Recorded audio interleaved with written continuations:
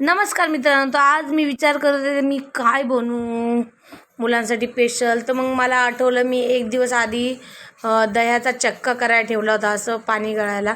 मग ते गळून झाला होता, फ्रीजमध्ये ठेवला होता. तर मी फ्रीजमधून काढला आणि असंच पूर्ण मॅश करून घेतला, नरम केला पूर्ण. आणि मग त्याच्यात एक कंडेन्शल मिल्क टाकलं अमूलचं आणि नंतर सगळं फेटून घेतलं. मग त्याच्यात थोडी साखर टाकली, मग वेलची, काजू, बदाम.